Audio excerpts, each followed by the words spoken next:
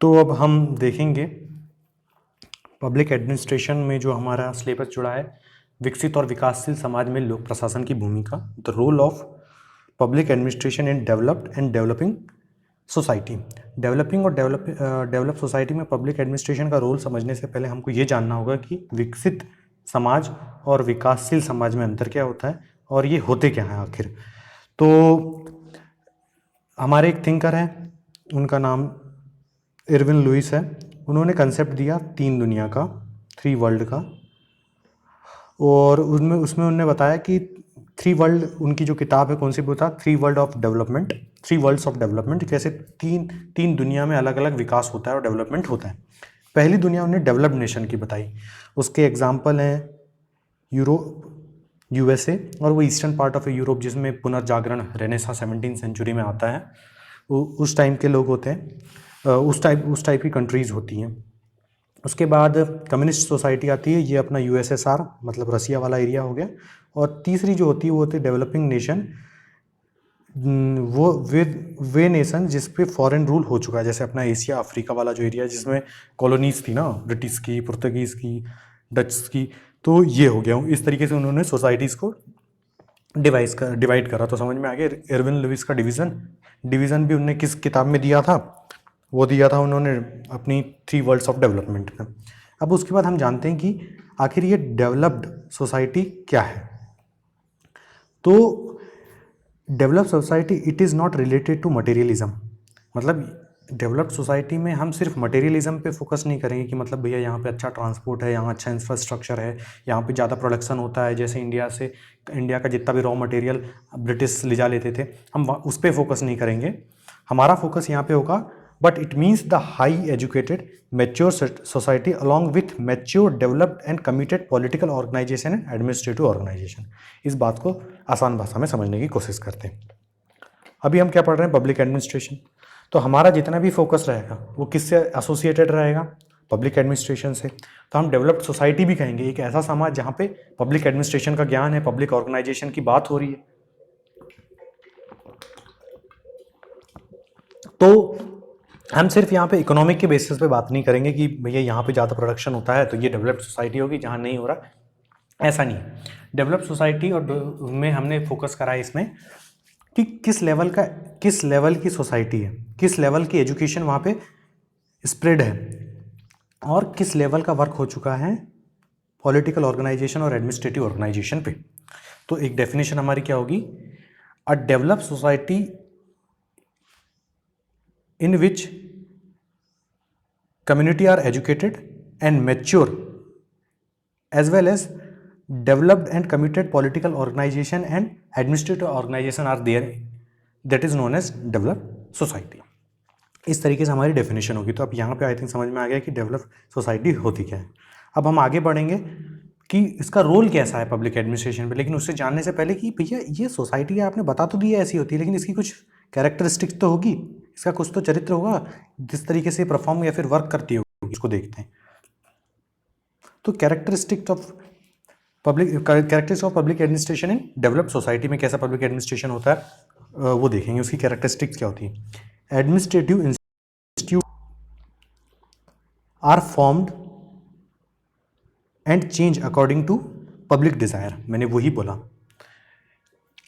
अब यहाँ पे क्या हो गया, मानव विकसित हो चुका है और एक ऐसे समाज में रह रहा है जो डेवलप हो चुका है। अब डेवलप को भी हम समझाने की कोशिश करें कि भैया देखो हम इतने समझदार हो चुके हैं कि हमको लग रहा है कि यार हमने ऐसे वर्क हो रहा है हमारे इसमें, मान लीजिए टॉप टू बॉटम हो रहा है जिसमें सिर्फ ऊपर वाला मैनेज कर रहा है, हमको ये जम नहीं रहा। हमको यार ये यहाँ पे जहाँ पे सारे लोग की पार्टिसिपेशन होगा वो ज़्यादा बेहतर होगा, तो हमने उसको चेंज कर दिया। तो administrative institutes are formed and change according to public desire. जैसी हमको ज़रूरत है, जिस तरीके की हमारी नीड है, जिस तरीके से हमारी हारमोनी प्रॉस्परस हो सकती है, हम ज़्यादा ज़िंदगी को सही तरीके से जी सकते हैं, उस हिसाब से हम हमारा इंस्टीट्यूट बनाएंगे जिसमें एडमिनिस्ट्रेशन होगा। Legality, rationality and clarity are the features of public administration. यहाँ पे वैधानिकता है, तार्किकता है और स्पष्टता है कि किस तरीके के फीचर्स होंगे पब्लिक एडमिनिस्ट्रेशन की। Specialization is used in every field of public administration. ऐसा नहीं कि इमेच्योर इंसान जिसको पता ही नहीं है ज्ञान पब्लिक एडमिनिस्ट्रेशन का, हम उसको बैठा देंगे। स्पेशलाइज्ड व्यक्ति को रखेंगे तो अकाउंटेबल होगा तो इफिशियंसी इंक्रीज होगी। Bounded towards constitution, national law and high ideals. हर एक देश की एक फिलॉसफी होती है। हमारे देश की फिलॉसफी किस चीज़ में समाहित है? प्रीएम्बल में। तो जो डेवलप्ड नेशन होते हैं वो अपनी फिलॉसफी, अपनी वैल्यूज़, अपने संविधान के इर्द गिर्द ही घूमता है उनका एडमिनिस्ट्रेशन। ऐसा नहीं कि संविधान कुछ और कह रहा है, कर कुछ और रहे हैं। यहाँ पे top level morality and work efficiency रहती है। सीधी बात है, एडमिनिस्ट्रेशन मतलब पब्लिक एडमिनिस्ट्रेशन मतलब पॉलिसी मेकिंग से रिलेटेड था। अगर यहीं पे गलत लोग बैठेंगे तो क्या मतलब कि इफिशिएंसी पूरी डिप कर जाएगी। इसलिए इनका सही होना, मोरल होना और इनकी इफिशिएंसी सही होना बहुत ज़रूरी है। तो यहाँ पे हमको समझ में आ गया कि कैरेक्टरिस्टिक क्या होती है पब्लिक एडमिनिस्ट्रेशन डेवलप्ड सोसाइटी की। अब देखेंगे इसका क्या है भैया, role of public administration in developed society या फिर developed nation. Administrator play a role of advisor in policy formation. इसमें क्या है, ऐसा नहीं कि सिर्फ और सिर्फ एडमिनिस्ट्रेशन को ही सारा काम दे दी, ये एडवाइजर है पॉलिसी फॉर्मेशन का। यूज ऑफ डिस्क्रिशन मतलब स्वविवेक इन एग्जीक्यूशन, अपने खुद का दिमाग यूज कर सकता है कि किस तरीके से पॉलिसी फॉर्मुलेट होंगी। फिर यहाँ पे political institution being developed in policy formation and political person play active role. तो यहाँ पे देखिए जो पॉलिटिकल इंस्टीट्यूशन डेवलप किए जाते हैं ताकि पॉलिसी फॉर्मेशन हो सके, और पॉलिटिकल जो पर्सन है वो एक्टिव रोल प्ले करता है उसको क्रियान्वयन करने के लिए, बनाने के लिए। Due to work specialization crucial role of bureaucrat could be seen. अब यहाँ पे डेवलप हो चुका है, हमने स्पेशलाइजेशन की बात करें तो हर एक इंसान को अपना स्पेसिफिक रोल दे दिया जाता है। Allocation of work according to individual achievement, कौन कितना एफिशिएंट है, कौन कितना काबिल है, उस हिसाब से काम को दिया जाता है। Taking decision on off rational and factual standard, जो रैशनलिटी के बेसिस पे लिया जाएंगे। ऐसा नहीं कि नेपोटिज्म होगा, करप्शन होगा, इस तरीके के स्टैंडर्ड होते हैं कुछ सर्टेन, कुछ मानक जो होंगे सबके लिए बराबर होंगे। अगर उसको अचीव करोगे तो आप उस हिसाब से डिसीजन, उस चीज़ को हम प्रोसीड करेंगे। तो यहाँ पे हमने समझे एक डेवलप सोसाइटी क्या होती है, उसकी कैरेक्टरिस्टिक देख ली और उसका रोल देख ली क्या होता है पब्लिक एडमिनिस्ट्रेशन में। अब उसके बाद होता है इन develop society public administration mainly perform 3 duties. Public administrator जो होता है वो 3 ड्यूटीज़ करता है डेवलप सोसाइटी में। क्या? Support and promotion of private enterprise.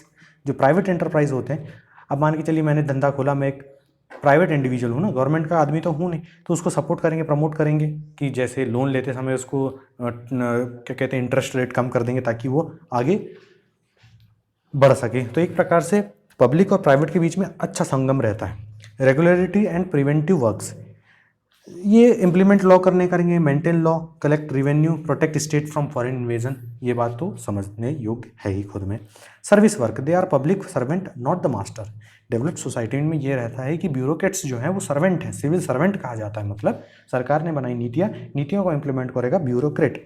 तो वो कौन है? अब नीतियों को इम्प्लीमेंट करेगा तो ऐसा है कि ऑफिस में हम गए तो हम किसके सर्वेंट हो गए? सिटीजन ऑफ द कंट्री, तो उनके लिए हमको काम करना है, इसलिए सिविल सर्वेंट कहा जाता है, ना कि अपने आप को मास्टर समझ ले। आप समझते हैं कि एक डेवलपिंग सोसाइटी होती क्या है, जो विकासशील समाज क्या है? That society in which normally production is less and cost is high. अब देखिए मैं इसको थोड़ा अलग तरीके से समझाता हूँ आपको। 16th सेंचुरी में क्या होता है? रेनेसा होता है। रेनेसा होता है यूरोप में। 18th सेंचुरी में इंडिया में रेनेसा होता है, राजा राम मोहन राय वाला, वो अलग चीज़ है, उसको दिमाग लगाना नहीं है अपना। तो इस रेनेसा में क्या होगा कि साइंस एंड टेक्नोलॉजी का उद्गम होगा। अब साइंस एंड टेक्नोलॉजी होगी तो मशीनीकरण होगा, इंडस्ट्रियलाइजेशन इंक्रीज होगा, तो प्रोडक्शन ज़्यादा होने लगेगा। तो क्या होगा, ये डेवलप कंट्रीज बन जाएंगी क्योंकि यहाँ पे प्रोडक्शन ज़्यादा होने लगा। इंडिया में रॉ मटेरियल तो था, रॉ मटेरियल इंडिया से ही लाने लगे ब्रिटेन में, है ना। तो इससे क्या होगा कि इंडिया में इंडस्ट्रियलाइजेशन बहुत लो है। अब इंडिया में क्या हो गया कि रॉ मटेरियल इंडिया से जा रहा है ब्रिटेन और फिनिश्ड गुड आ रहे हैं इंडिया में। तो इस तरीके से क्या होगा, इंडिया में प्रोडक्शन तो हो ही नहीं रहा है। तो और इंडिया में अगर प्रोडक्शन नहीं होगा तो इम्पोर्टेड माल ज़्यादा आएगा, एक्सपोर्ट कम होगा, इम्पोर्ट ज़्यादा होगा, तो इंडिया में प्राइस कमोडिटी का क्या होगा, इंक्रीज होगा।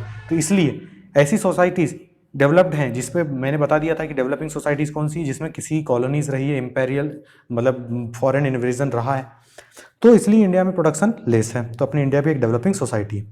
पर पर्सन इनकम इज लो, सीधी बात है, पर पर्सन इनकम लो रहेगी यहाँ पे। Social structure is full of complexities in developing societies. ठीक है, एक तो इंडिया में स्ट्रक्चर बहुत कॉम्प्लेक्स है, कास्ट क्लास, फिर हमारे इसमें इतनी डाइवर्सिटी है, तो कॉम्प्लेक्सिटीज़ तो रहेंगी क्योंकि इन्वेजन हुआ है, तो समझ में ही नहीं आएगा कि हम किस तरीके से अपने स्ट्रक्चर को बनाएंगे। अब सामाजिक ढांचा ही बिगड़ा हुआ रहेगा तो एडमिनिस्ट्रेशन भी वहाँ पे गड़बड़ाया रहेगा।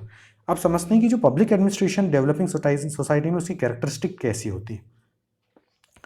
Administrative system of developing society are copy of imperial nation. जैसे इंडिया का जो कॉन्स्टिट्यूशन है उसमें 1935 का जो एक्ट है वो सबसे बड़ा मेजर इम्पैक्ट डाला है हमारे कॉन्स्टिट्यूशन को बनने में, क्योंकि मोर देन 200 ईयर्स कौन रहा है, ब्रिटिश रूल हुआ है इंडिया में, तो इंडिया हमारी कल्चर जो रहा है, कल्चर कह सकते हैं, हमारा फंक्शनिंग एडमिनिस्ट्रेटिव मशीनरी जो है वो इन्फ्लुएंस किससे है, इंपीरियल सोसाइटी से। तो उसके बाद acute shortage of trained administration, सीधी बात है, जो देश ही गरीब रहा है, विकसित रहा है, जो अपने खाने पीने की चीज़ ही अभी बड़े मुश्किल से समझ पा रहा था, प्लानिंग कमीशन के तहत आई थी इंडिया में जो चीज़ें, उसको तो अभी इम्प्लीमेंट करा था कि हम कैसे इकोनॉमी रखें, मिक्स्ड रखें, क्लोज रखें, ये चीज़ तो पता नहीं थी, तो वहाँ पे ट्रेंड एडमिनिस्ट्रेशन कैसे आ जाएंगे। तो शॉर्टेज रहता है इसमें, मैनेजमेंट कैपेसिटी उनकी बेकार रहेगी, डेवलपमेंट स्किल बेकार रहेगी, पीपल ओरिएंटेड आउटलुक उनका कम रहेगा। और ब्रिटिश जो रूल रहा है उसमें एक गंदी चीज़ हमको सिखाई थी करप्शन की उन लोगों ने। करप्शन जो इंडिया की देन है, इंडिया में आया है, वो किसकी देन है, वो ब्रिटेन की देन है। तो रेड टेपिज्म बहुत ज़्यादा रहता है। लाल फीताशाही का मतलब होता है, मान के चलिए कि जो नियम कानून जो बहुत पेपर वर्क जो होता है बहुत ज़्यादा कॉम्प्लेक्स किया जाता है। अब मान के चलिए मैं कुछ चीज़ के लिए गया ऑफिस, मेरे को इतने कागज़ वगैरह ले जाने को बोलेंगे कि मैं कुछ समझ ही नहीं पाऊंगा, इतनी कॉम्प्लेक्सिटीज़ रहेंगी, तो इससे डिले हो जाएगा, सर्विस डिलीवरी बेकार हो जाएगी और गुड गवर्नेंस बेकार हो जाती है। लेक ऑफ ट्रांसपेरेंसी अकाउंटेबिलिटी ऊपर वाली पॉइंट्स को ये कॉम्प्लीमेंट करता है। Overlapping in political and administrative function, मतलब टसल रहेगी पॉलिटिक्स की, पॉलिटिशियंस की और एडमिनिस्ट्रेटर की, कि भैया इन दोनों के बीच में क्लियर डिवीजन नहीं रहेगा कि तुम्हारा ये काम है, हमारा ये काम है, दोनों के बीच में कॉम्प्लेक्सिटी बढ़ती रहेगी। तो over in political and administrative functioning, ये एक पॉइंट हो गया। तो ये कैरेक्टरिस्टिक कई की आ गई अपनी एक डेवलपिंग सोसाइटी की। अब आगे समझते हैं इसका role and importance of public administration in developing society. Work for upliftment of backward and establish social justice, सीधी बात है, पिछड़े वर्ग के लिए काम करेंगे। इक्वालिटी के जो कंसेप्ट है, इक्वालिटी का जो आइडियल्स है, आइडिया है, उसको हम प्रोपोगेट करने की कोशिश करेंगे। By economic policy planning it helps to achieve public welfare objective. जो हम प्लानिंग कमीशन जो लाए थे 5-5 साल में हम ये चीज़ करेंगे इसी सेक्टर में, ये क्या था, प्लानिंग बनाए थे कि हम ऐसा ऐसा करेंगे। क्यों करे थे, क्योंकि हम पब्लिक वेलफेयर कर सकें। Due to immature political system administrator play important role in policy formation. ठीक है, हमारे नेता तो इतने इलिटरेट रहते हैं, वो तो आपको पता ही है, फिर एडमिनिस्ट्रेटर ही प्ले करता है, लेकिन वो भी इनकी जी हुजूरी में फंसा रहता है। Because of mixed economy administrator operates public enterprise. अब हमारी मिक्सड इकोनॉमी है, मतलब पीपीपी मॉडल में वर्क करता है, पब्लिक प्राइवेट मिलके काम करते हैं इसमें। तो एडमिनिस्ट्रेटर का जो ऑपरेट करता है कौन सी, पब्लिक, जो सरकार की जितने भी एंटरप्राइज रहते हैं उसको कौन ऑपरेट करेगा, एडमिनिस्ट्रेटर ऑपरेट करेगा। इस तरीके से हमने समझ ली इसका रोल और इम्पोर्टेंस इन डेवलपिंग सोसाइटी। तो आई थिंक आपको एक आइडिया लग गया होगा। अगर आपको बढ़ाना है, कम करना है, तो इस इतनी इन्फॉर्मेशन के साथ अपने इन्फॉर्मेशन और नॉलेज को आप प्लस माइनस कर सकते हैं। धीरे धीरे जब आगे लेक्चर्स बढ़ते जाएंगे तो आपको समझ में आएगा कि कैसे लिंकिंग करना है, और एट द एंड आपको समझ में आएगा। अब हम आने वाले लेक्चर में देखेंगे कि किस तरीके से सब्जेक्ट के रूप में पब्लिक एडमिनिस्ट्रेशन इवॉल्व हुआ। ये जानने के लिए बहुत ज़रूरी है। इसी से हमारे कौन से सवाल क्लियर होंगे, साइंस और आर्ट के बीच में जो टसल चलती है पब एड में, वो क्लियर होगी, क्योंकि डेवलपमेंट समझ में आएगा सब्जेक्ट। अब प्रैक्टिस क्वेश्चंस देख लेते हैं कौन कौन से इससे बन सकते हैं। एक तो पहला क्वेश्चन बनेगा, डेवलपिंग सोसाइटी से आप क्या समझते हो, 3 नंबर में। एक और बन सकता है, डेवलप्ड सोसाइटी से आप क्या समझते हो। फिर एक क्वेश्चन बन जाएगा 5 मार्कर में कि role of public administration in develop society. यही क्वेश्चन डेवलपिंग सोसाइटी के लिए 5 मार्कर में बन जाएगा, और दोनों को पूछ लेगा 11 मार्कर में। इससे ज़्यादा इससे कुछ बनने का नहीं। अपने पास इनफ कंटेंट आ गया है। इससे जितने भी रिलेटेड अगर आपको पीडीएफ चाहिए तो टेलीग्राम में मैंने लिंक सेंड कर दिया हूँ, तो आप वहाँ से पीडीएफ्स पढ़ सकते हैं। Thank you so much.